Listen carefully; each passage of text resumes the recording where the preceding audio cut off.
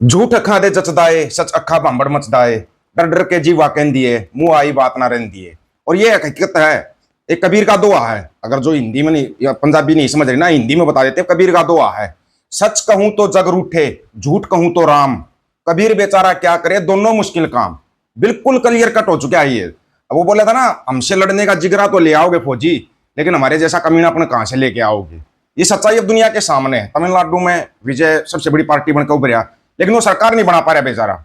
सरकार क्यों नहीं बना पा रहा? कांग्रेस के 5 विधायकों ने भी समर्थन दे दिया, लेकिन फिर भी सरकार नहीं बना पा रहा। राज्यपाल भी उसको सरकार बनाने, उसके उलट 2015 का उसका केस भी रीओपन कर दिया। 2015 के में उसके ऊपर कोई केस हुआ था, जबकि उसने खुद उसमें उसकी गवाही हुई थी, वो केस रफा दफा हो गया था, लेकिन रीओपन कर दिया 2015 का केस। इतना आसान नहीं है राजनीति में ना, कोई किसी का दोस्त या दुश्मन नहीं होता। डीएमके एआईडीएमके कट्टर प्रतिद्वंदी माने जाते, लेकिन दोनों मिलकर सरकार बनाना चाह रहे हैं। यही हाल अब इधर आ जाओ, पंजाब की तरफ आ जाओ, क्योंकि विजय की जो जीत हुई थी ना, पंजाब के लोगों ने भी खूब उसकी तारीफ की है, बहुत कुछ किया भाई। विजय को अमृतपाल की तरह तुलना करने लगे, भाई अमृतपाल भी ऐसे ही जीतेगा, एक ऐसी लहर अमृतपाल की बनी हुई है। लेकिन अमृतपाल का भी बंडी प्रचार पंजाब के अंदर शुरू हो गया है कि एजेंसियों का बंदा है, ये है वो है। बड़े बड़े मतलब जो आपके यूट्यूबर है वो बैठा गया, इंटरव्यू ले रहे हैं, सब कुछ कर रहे हैं। जी हाँ, बिल्कुल आपको सुनवाएंगे, आप ध्यान से सुनना। और ये बताएंगे विजय के साथ क्या हो रहा है, क्यों नहीं वो सरकार बना पा रहा है, क्यों नहीं राज्यपाल उसको कहता अभी तू आजा अपनी सरकार बनाने का दावा पेश कर। कह ही नहीं रहा राज्यपाल, मना कर रहा राज्यपाल, बोले नहीं कहेंगे हम तो। मतलब कुछ ना कुछ गड़बड़ तमिलनाडु में शुरू हो चुकी है, और उससे बड़ी गड़बड़ पंजाब में शुरू हो रखी है। पहले तो आप ना, आपको पंजाब का सुनाएं या तमिलनाडु का बताएं आपको? पहले एक बार पंजाब का सुनो, आपके ना होश उड़ जाएंगे, होश। ये चाह क्या रहे हैं इन्होंने ना, मतलब ऐसा सिस्टम सेट कर दिया है मेरे भाई, इनके सिस्टम से आप बाहर नहीं जा सकते। वाकई अमृतपाल एजेंसियां ਦਾ ਬੰਦਾ ਸੀ। ਰਣਨੀਤੀ ਦੇਖੋ, ਤੁਹਾਡੇ ਸੁਣਨ ਵਾਲਿਆਂ ਨੂੰ ਦੱਸਣਾ ਚਾਹੁੰਦਾ ਹਾਂ ਕਿ ਇਹ ਦੰਦ ਕਥਾ ਵੀ ਹੈ, ਔਰ ਮੈਜੋਰਿਟੀ ਲੋਕਾਂ ਦੀ ਪਰਸੈਪਸ਼ਨ ਹੈ ਕਿ ਇਹ ਤੇ ਹੋ ਨਹੀਂ ਸਕਦਾ ਕਿ ਇਥੋਂ 12ਵੀਂ 11ਵੀਂ 12ਵੀਂ ਪੜ੍ਹ ਕੇ ਦੁਬਈ ਚਲ ਗਿਆ, ਉੱਥੇ ਦੱਸਦੇ ਨੇ ਕਿ ਟਰੱਕ ਡਰਾਈਵਿੰਗ ਕਰਦਾ ਸੀ ਜਾਂ ਇੱਕ ਦਾ ਟਰੱਕ ਵਿੱਚ ਆਪਣਾ ਹੋਏਗਾ, ਚਲਾਉਂਦਾ ਹੋਏਗਾ, ਕਲੀਨ ਸ਼ੇਵਡ ਸੀਗਾ। ਉੱਥੇ ਦੀ ਜਿਹੜੀ ਇਹਦੀ ਕੰਡਕਟ ਆ, ਉਹ ਕੰਡਕਟ ਕਿਸੇ ਰਿਲੀਜੀਅਸ ਥਾਟ ਨਾਲ ਨਹੀਂ ਜੁੜੀ, ਕਿਸੇ ਇਹ ਜੀ ਫਿਲਾਸਫੀ ਨਾਲ ਜਿਹੜੀ ਕੋਈ ਬੜੀ ਨੈਸ਼ਨਲਿਸਟਿਕ ਕਾਜ਼ ਦੀ ਹੋਏ ਜਾਂ ਕੋਈ ਰਿਲੀਜੀਅਸ ਕਾਜ਼ ਦੀ ਹੋਏ। ਲੇਕਿਨ ਉਸ ਤੋਂ ਬਾਅਦ ਇੱਕਦਮ ਹੀ ਇਹਨੇ ਆਪਣੇ ਆਪ ਨੂੰ ਚੇਂਜ ਕੀਤਾ, ਅੰਮ੍ਰਿਤ ਛਕਿਆ, ਪਹਿਰਾਵਾ ਚੇਂਜ ਕੀਤਾ। ਨੋ ਡਾਊਟ ਇਹਦੇ 'ਚ ਕੋਈ ਪ੍ਰੋਬਲਮ ਨਹੀਂ ਹੈ ਕਿ ਉਹਦਾ ਜਿਹੜਾ ਗੱਲ ਕਰਨ ਦਾ ਲਹਿਜਾ ਆ, ਤਰੀਕਾ ਆ, ਜਾਂ ਉਹਨੂੰ ਟ੍ਰੇਨ ਕੀਤਾ ਗਿਆ, ਜੇ ਉਹਨੂੰ ਕਿਸੇ ਨੇ ਉਹਦੇ ਪਿਛੋਕੜ 'ਚ ਸੀਗਾ ਕਿ ਤੂੰ ਆਪਣਾ ਪਹਿਰਾਵਾ, ਆਪਣਾ ਰੂਪ ਇੰਝ ਦਾ ਬਣਾ ਕਿ ਜਿਹੜੀ ਤੁਸੀਂ ਗੱਲ ਕੀਤੀ ਹੈ ਕਿ ਸ਼ਾਇਦ ਉਹਦੇ ਵਿੱਚੋਂ ਭਿੰਡਰਾਂ ਵਾਲੇ ਦੀ ਇਮੇਜ ਆਉਣੀ ਸ਼ੁਰੂ ਹੋ ਜਾਏ। ਲੇਕਿਨ ਦੋਨਾਂ 'ਚ ਕੋਈ ਮੇਲ ਨਹੀਂ ਹੋ ਸਕਦਾ, ਕਿਉਂਕਿ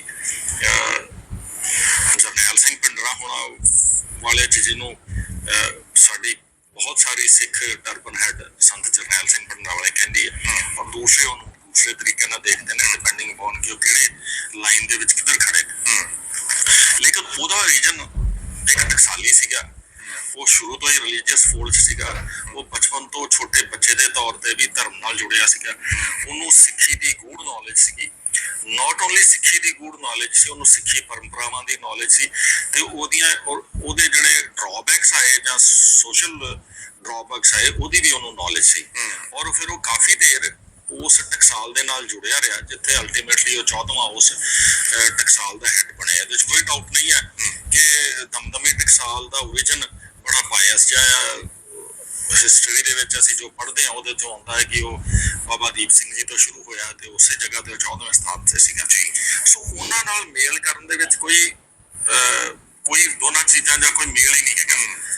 ਜਰਨੈਲ ਸਿੰਘ ਭਿੰਡਰਾਂਵਾਲਾ ਤੇ ਅਮਰਤਪਾਲ ਸਵਾਏ ਇੱਕ ਇਮੇਜ ਕ੍ਰੀਏਸ਼ਨ ਦੇ, ਤੁਸੀਂ ਜਿਵੇਂ ਫੇਕ ਇਮੇਜ ਕਰਦੇ ਹੋ ਕਿਸੇ ਦੀ ਕ੍ਰੀਏਟ, ਉਹਦੇ 'ਚ ਇੱਕ ਅਟੈਂਪਟ ਹੋਈ ਕਿ ਇੱਕ ਫੇਕ ਇਮੇਜ ਜਰਨੈਲ ਸਿੰਘ ਭਿੰਡਰਾਂਵਾਲਾ ਦੀ ਕ੍ਰੀਏਟ ਕੀਤੀ ਜਾਏ, ਜਿਹੜਾ ਕੁਝ ਮਾਈਨਰ ਲੋਕਾਂ ਨੇ ਉਹਨੂੰ ਉਸ ਤਰੀਕੇ ਨਾਲ ਸਟ੍ਰਾਈਕ ਵੀ ਕੀਤਾ। ਲੇਕਿਨ ਮੈਂ ਇਹੀ ਜਾਣਨਾ ਚਾਹੁੰਦਾ ਕਿ ਵਾਕਈ ਇਸ ਦੇ ਪਿੱਛੇ ਕੋਈ ਤਾਕਤਾਂ ਸੀਗੀਆਂ ਜਿਨ੍ਹਾਂ ਨੇ ਇਹ ਇਮੇਜ ਕ੍ਰੀਏਸ਼ਨ ਦੇ ਉੱਤੇ ਕੰਮ ਕੀਤਾ, ਕਿਉਂਕਿ ਇੱਕ ਥਿਊਰੀ ਇਹ ਵੀ ਆਉਂਦੀ ਹੈ ਕਿ ਜਾਰਜੀਆ ਦੇ ਵਿੱਚ ਜਾ ਕੇ ਕੁਝ ਸਰਜਰੀਜ਼ ਹੁੰਦੀਆਂ ਨੇ, ਕੁਝ ਉੱਥੋਂ ਜਾ ਕੇ ਟ੍ਰੇਨਿੰਗ ਲਿੱਤੀ ਜਾਂਦੀ ਹੈ। ਜੋ ਤੁਸੀਂ ਸਾਰਾ ਇਹਨਾਂ ਦਾ ਕੇਸ ਵੇਖਿਆ ਹੋਊਗਾ, ਪਾਸਪੋर्ट ਤੋਂ ਬਾਅਦ ਚੱਲ ਜਾਂਦਾ ट्रैवल। कमाल की बात है भाई, मतलब पंजाब में शुरू कर दिया भाई, अमृतपाल सिंह एजेंसियों का बंदा है, शुरू हो चुका है पंजाब के अंदर। ये बड़े कमाल की बात है। उधर वो दोनों दुर्विरोधी पार्टियां एक दूसरे से हाथ मिलाकर बैठेगी, भाई विजय को रोकना है। यही होगा, अकाली दल और बीजेपी का गठबंधन ऐसे ही होगा। बाकी पार्टियां भी ऐसे ही गठबंधन करेंगी, क्योंकि अकाल तख्त साहिब और एसजीपीसी में वही चलता है जो बादल लाना बोलता है। क्या टीवीके के विजय के हाथ नहीं आएगी सत्ता? डीएमके एआईएडीएमके मिलकर बनाएंगे सरकार। तमिलनाडु में उल्टा पासा, पासा ही पलट गया है तमिलनाडु में। बड़े कमाल की बात है। ये सब चल क्या रहा? राजनीति में ना कोई किसी का विरोधी नहीं होता, कोई किसी का सगा नहीं होता। ये सच्चाई आज सामने आ रही है, सामने। अब ये देखो, जिस बंदे का केस 2015 में था उसकी सब कुछ हो लिया था। सीएम पद की शपथ से पहले बड़ी टीवी के चीफ विजय की मुश्किलें, हाईकोर्ट से एफआईआर का आदेश। जो केस रफा दफा हो लिया था उसमें एफआईआर का आदेश हो गया है। कहां तक लड़ोगे तुम इनके साथ? मद्रास हाईकोर्ट ने अभिनेता और तमिलगा वेट्टी कजगम टीवी के प्रमुख विजय के खिलाफ कथित इनकम टैक्स अनियमितताओं के मामले में एफआईआर दर्ज कराने की मांग को लेकर एक रिट याचिका दायर की गई है। यह मामला 2015 में रिलीज हुई फिल्म पुल्ली से जुड़ा बताया गया है।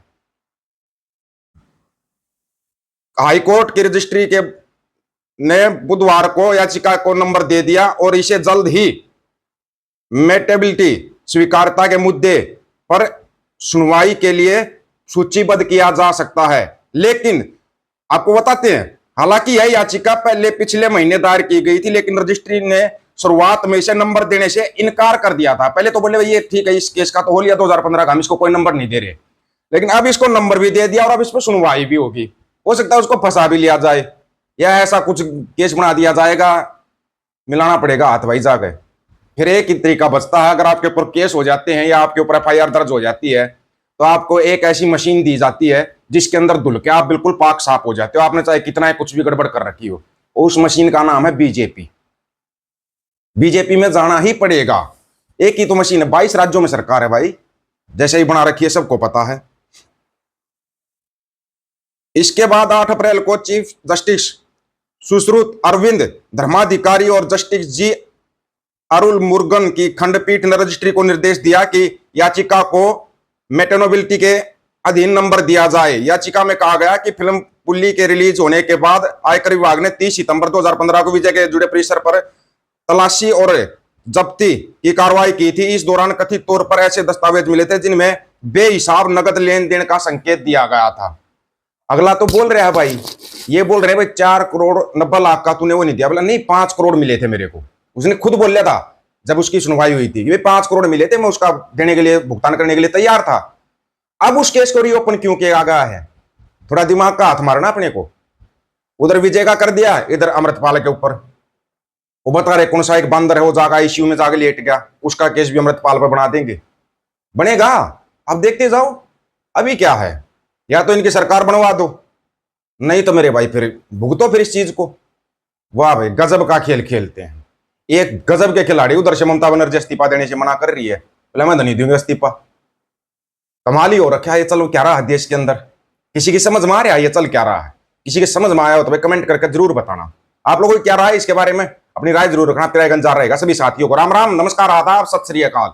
वीडियो को ज्यादा से ज्यादा शेयर, चैनल को सब्सक्राइब, बेल आइकन को जरूर दबाना दोस्तों। ऑफिशियल दीपक फौजी यूट्यूब चैनल, बात और सच की करेंगे। हक सच की बात हम करेंगे। वीडियो को शेयर करने की जिम्मेदारी आप लोगों की है। गज के आखो, वाहिगुरु जी का खालसा, वाहिगुरु जी की फतेह।